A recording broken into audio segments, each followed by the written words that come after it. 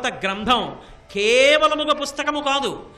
పరమ భక్తితో నమస్కరించి భారతాన్ని ఎవరు వింటున్నారో వాళ్ళకి ఏ అవసరం తీరక బాధపడుతున్నారో ఆ అవసరం తీరకుండా బాధపడడానికి అడ్డొస్తున్న పాపమేదో ఆ పాపమును తొలగించి వారికి ఆ అవసరము తీరి సంతోషపడేటట్టుగా చెయ్యగలిగిన శక్తి అంతర్లీనముగా భారత గ్రంథమునకున్నది. వైశంపాయనుడు చెప్తున్నమాట. కాబట్టి వేట్కతో తవిలితం వినుచున్నవారలకు అభిమత శుభకరం వైనదాని రాజులకకిల భూరాజ్యాభివృద్ధిని నిత్యాభ్యుదయప్రదం వైనదాని. రాజులకు భూమిని పెంచి ఇంకా ఇంకా దిగ్విజయయాత్రలు చేసి అఖండమైన సామ్రాజ్యాన్ని పొందగలిగినటువంటి శక్తినిస్తుంది. ఎందుకని అంటే రాజు అంటేనే ఆ ఇది ఉండాలి. ఆపదలందు ధైర్యగుణ మంచిత సంపదలందు దాల్మియున్ భూపసభాంతరాళమున పుష్కళ వాక్చతురత్వ మాజి బాహాపటు శక్తియున్ యశమనందు అనురక్తియు ప్రకృతి సిద్ధగుణంబులు సజ్జనాళికిన్ అంటాడు భర్తృహరి. యుద్ధం వచ్చింది అంటే రాజు క్షత్రియుడు సంతోషంగా వెళ్ళి యుద్ధం చేసి భూమిని పెంచుకోవాలి. కాబట్టి రాజులు దీన్ని వింటే మరింత గొప్పగా భూమిని పెంచుకొని రాజ్య పరిపాలన చేస్తారు. అంతేకాదు నిత్యాభ్యుదయం పొందుతారు. ఆ రాజు ఎక్కడ పరిపాలన చేస్తున్నాడో అక్కడ ధర్మము నిలబడుతుంది. ఆ రాజు ఎక్కడ పరిపాలన చేస్తున్నాడో అక్కడ ధర్మాత్ములకు రక్షణ కలుగుతుంది. ఎందుకని ధర్మము నిలబడాలి అంటే ధర్మాన్ని ఎవరు ప్రబోధం చేస్తున్నారో వాళ్ళు రక్షింపబడాలి. వాడే రక్షింపబడలేదనుకోండి ధర్మమునందు ఎవడికి పూనికి ఉంటుంది? ఎవడు ధర్మాన్ని ప్రబోధం చేస్తాడు? కాబట్టి ధర్మాన్ని ప్రబోధం చేసే వాళ్ళని రక్షించడమునందు ప్రభుత్వమునకు అనురక్తి కలుగుతుంది, ప్రభువులకు అనురక్తి కలుగుతుంది. దాని చేత ధర్మము నిలబడుతుంది. ధర్మము నిలబడింది కాబట్టి రాజ్యమునకు శాశ్వతమైన కీర్తి కలిగి చరిత్ర పుటలలో స్వర్ణయుగంగా నిలబడిపోతుంది. అంత గొప్ప శక్తిని ప్రభువుకి ప్రచోదనం చెయ్యగలిగిన శక్తి భారత ఇతిహాసమునందు అంతర్లీనముగా ఉన్నది. అందుకే భారతాన్ని చెప్పుకోవాలి, భారతాన్ని వినాలి.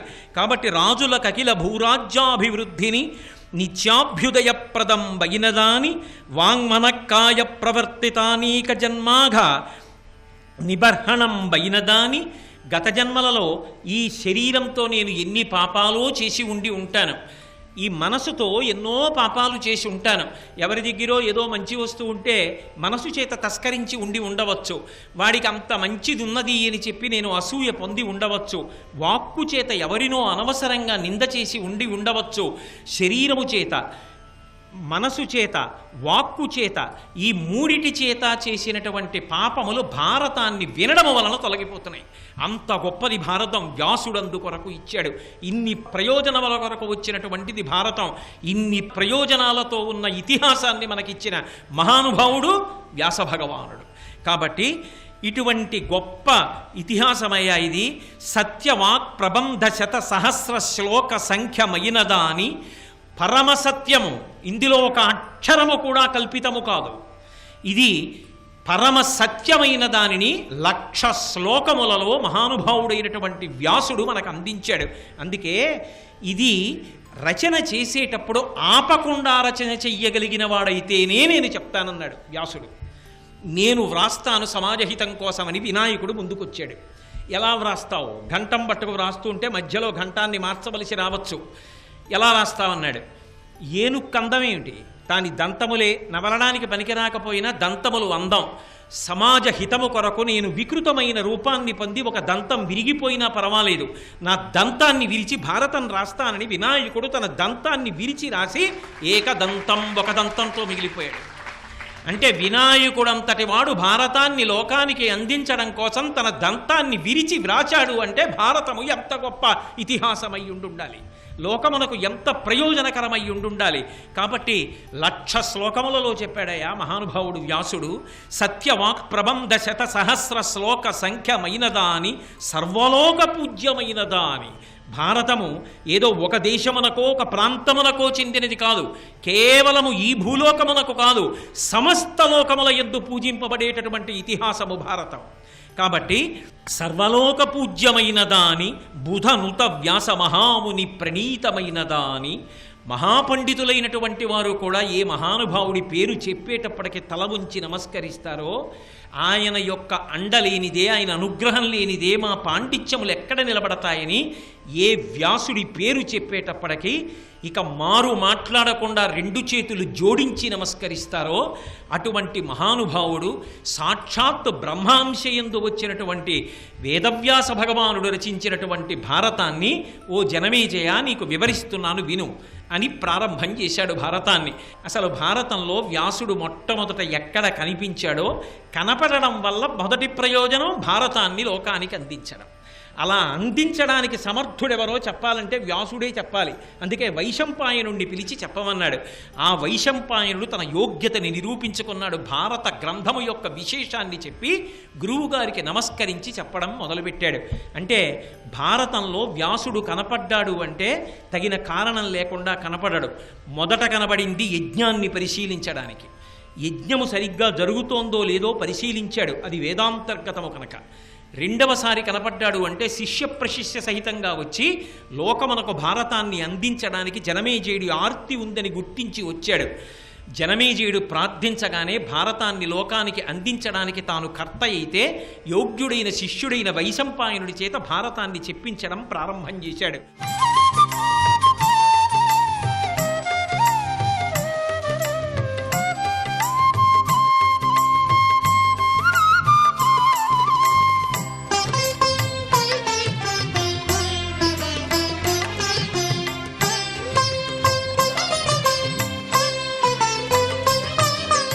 జనమేజయుడు గురువైనటువంటి వ్యాస భగవానుడికి నమస్కరించి భారత గ్రంథము యొక్క గొప్పతనాన్ని, దాన్ని ప్రతిరోజు ఎందుకు చదువుకోవాలి, అలా చదువుకుంటే ధర్మార్థ కామమోక్షములనేటటువంటి చతుర్విధ పురుషార్థములను సమన్వయం చేసుకోవడం జీవితంలో ఎలా సాధ్యమవుతుంది, ధర్మబద్ధము కాని అర్థము ధర్మబద్ధము కాని కామము ఎంత ప్రమాదానికి తీసుకెడతాయి, ఈ విషయం అవగతం కావాలి అంటే భారతాన్ని బాగా చదువుకోవాలి అని చెప్పి, అంతేకాదు అది సమస్తమైన ఈప్సితములను కూడా, అంటే సమస్తమైన ఈప్సితములు అన్న మాటకు అర్థం వాంఛితార్థములు.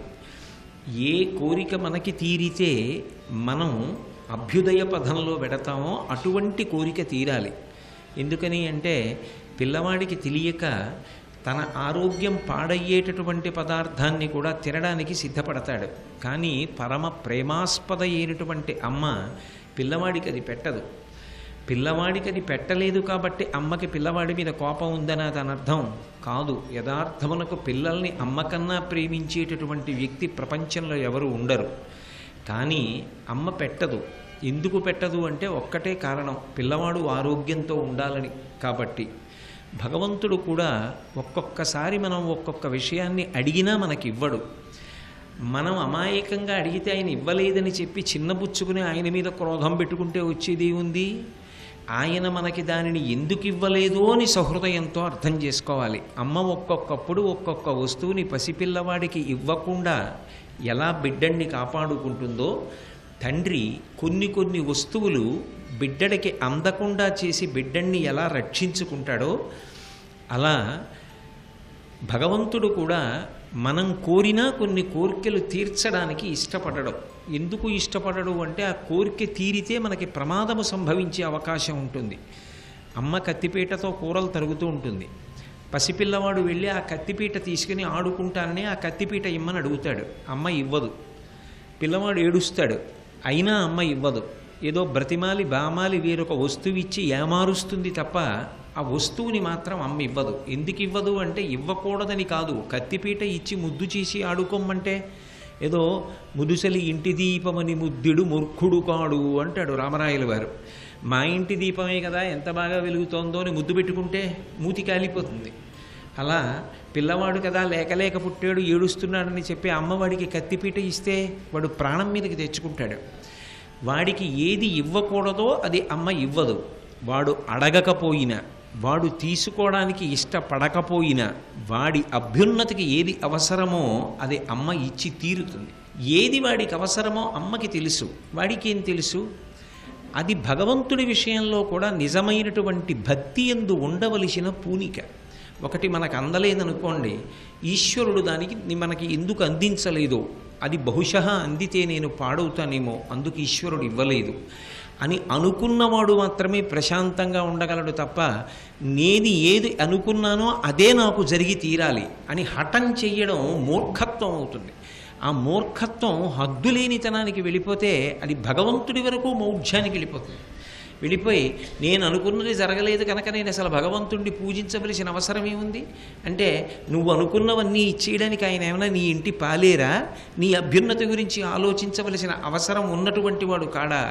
ఆ ప్రేమ భావన అర్థం చేసుకున్ననాడు భగవంతుడు కొన్ని ఇవ్వకపోవడం కూడా మన ప్రయోజనం కొరకే, భగవంతుడు కొన్నిటిని ఇవ్వడం కూడా మన ప్రయోజనం కొరకే.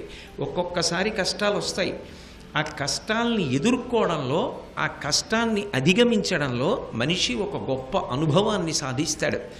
ఒక్కొక్క అనుభవాన్ని ఇవ్వడానికి, జీవితంలో రాటు తేలి నిలబడడానికి ఈశ్వరుడు అటువంటి అనుభవాన్ని ఇచ్చాడు అని అనుకోవాలి తప్ప, గత జన్మలలో చేసుకున్నటువంటి పాపకర్మ క్షయమైందనుకోవాలి తప్ప భగవంతుని యందు వ్యతిరేక భావాన్ని పెట్టుకోకూడదు. అందుకే పెద్దలు ఎప్పుడు చెప్పినా ఒక మాట చెప్తారు, అది వాంఛితార్థప్రదాయిని అన్న మాట వాడుతూ ఉంటారు.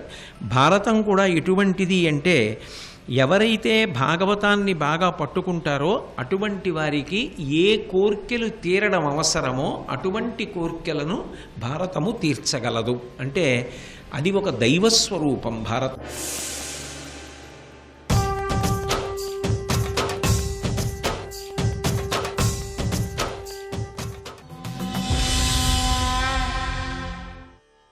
ఎవరైతే భాగవతాన్ని బాగా పట్టుకుంటారో అటువంటి వారికి ఏ కోర్కెలు తీరడం అవసరమో అటువంటి కోర్కెలను భారతము తీర్చగలదు. అంటే అది ఒక దైవస్వరూపం భారతం. అంత గొప్ప గ్రంథము అని ముందు దాని యొక్క పరిచయాన్ని చేసి, దాని వైశిష్ట్యాన్ని, దాని గొప్పతనాన్ని చెప్పి మహాభారత ప్రవచనాన్ని ప్రారంభం చేశాడు. మనం ఈసారి చేస్తున్నటువంటి ప్రవచనం ఏ వ్యక్తి గురించి మాట్లాడుతున్నామో ఆ వ్యక్తి సంబంధంగా భారతంలో ఉన్న సన్నివేశాల్ని పరిశీలిస్తున్నాం కనుక, వ్యాసుడి గురించి పరిశీలనం చేస్తున్నాం కాబట్టి మహాభారతంలో వ్యాసుడు ఎక్కడ కనపడతాడో అక్కడ ప్రారంభం చేయవలసి ఉంటుంది. వైశంపాయనుడు భారతాన్ని ప్రవచనం చేస్తూ వ్యాసుడు అసలు ఎలా ఆవిర్భవించాడు, వ్యాసుడు ఈ లోకంలోకి రావడానికి కారణమేమిటి, ఆయన ఎలా ఆవిర్భవించాడు అన్న విషయాన్ని చెప్తున్నాడు. నేను ఈ విషయాన్ని చెప్తున్నప్పుడు కొంచెం అధ్యవసాయముతో కూడుకున్నటువంటి బుద్ధితో వినవలసి ఉంటుంది. నేను ఈ మాట అన్నప్పుడు పరమ ప్రేమతో మాట్లాడుతున్నాను అని గుర్తించాలి. ఎందుకని అంటే, ప్రపంచంలో ప్రతి విషయం మనకి ఎలా తెలుసో, మనకి అనుభవంలో ఎలా ఉందో అలాగే జరగాలి అని సిద్ధాంతం చెయ్యకూడదు.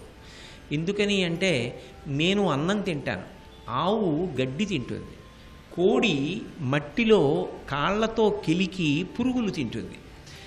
ఒక్కొక్క దానికి ఒక్కొక్కటి ఆహారం, దేని ఆహారం దాందే. నాకు అన్నం ఎంత పవిత్రమో ఆవుకి గడ్డి అంత పవిత్రం, కోడికి అది తినేటటువంటి కీటకములు దానికి అంత పవిత్రం. దేని ఆహారం దాంది. నా ఆహారం పరిశుద్ధం, ఆ ఆహారం అపరిశుద్ధం అని విమర్శ చేసేటటువంటి అధికారం నాకు ఉండదు. దాని ఆహారం దాంది. అయితే ఇక్కడ మీరు ఒక్క విషయాన్ని పరిశీలించాలి. లోకంలో భిన్నత్వం అని ఉంటుంది. సృష్టి అన్ని వేళలా ఒక్కలా జరగదు, ఒక్కొక్కటి ఒక్కొక్కలా ఆవిర్భవిస్తుంది. చిన్నప్పుడు మీరు జీవశాస్త్రంలో చదివి ఉంటారు, ఒక్కొక్క ప్రాణి తన శరీరంలోంచే విడిపోయి 1, 2, 2, 4, 4, 8 ప్రాణులుగా మారుతూ ఉంటుంది. కొన్ని ప్రాణులు గుడ్డు పెట్టి పొదిగి పిల్లని తయారు చేస్తాయి, కొన్ని పిల్లల్ని పెడతాయి, కొన్ని బహుసంతానాన్ని కని తన సంతానాన్ని తానే తినేస్తాయి. క్రూర మృగాలు చిదిరి 1, 2 బతుకుతూ ఉంటాయి. కొన్నిటికి సంతానాన్ని పొందినప్పుడు అసలు కన్నులు కనపడే అవకాశం ఉండదు, అప్పుడు అది హింసకు దారితీస్తుంది. సంతానం విషయంలో ఒక్కొక్క చోట ఒక్కొక్క విషయం ఉంటుంది. భగవంతుడు సృష్టి చెయ్యాలనుకున్నాడు అనుకోండి, ఆయన కూడా మనమందరం ఎలా జన్మిస్తున్నామో అలాగే జన్మింప చెయ్యాలని సిద్ధాంతమే ఉండదు.